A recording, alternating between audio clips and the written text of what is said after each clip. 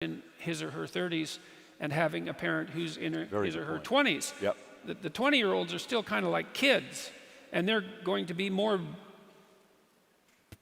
usefully neglectful, I would say.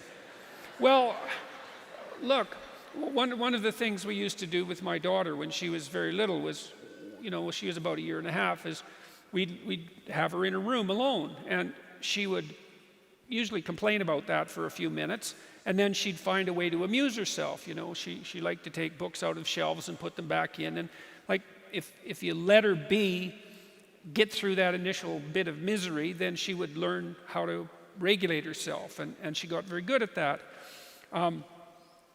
So that's a good example of minor privation having a positive influence. But children used to have multiple siblings, and siblings toughen you up because there's tremendous competition in families among siblings, and they had younger parents who had fewer resources. And now parents are older, first of all, and second, they're more resource rich, and so they're more likely to schedule their children to death in some sense to provide them with all the opportunities that they feel would be useful, and that's understandable. And plus, because they have fewer children, each child is in some sense more precious.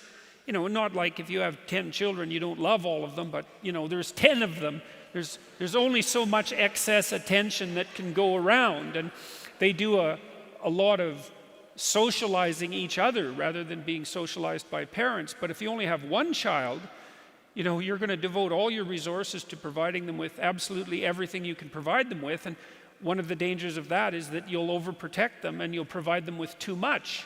And we don't understand those dynamics, right? We don't understand how much you should stay hands off your kids and let them go out there and make their own mistakes and find their own way. And that's tricky, and we're ignorant about it.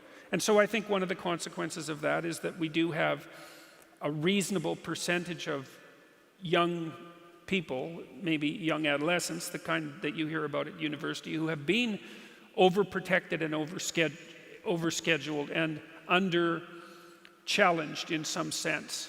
And so they're not very resilient. And then, of course, what's happening in the universities, the safe spaces and the trigger warnings and all of that. Yeah. And there's good recent research on this. Trigger warnings clearly make things worse rather than better. We extend that overprotection far longer than is helpful. It's hard though, because as I said, when you have resources, you can use them to make your children's lives, let's say, easier. But the question is, do you really want to make the life of someone you love easier? And that's an incredibly difficult question.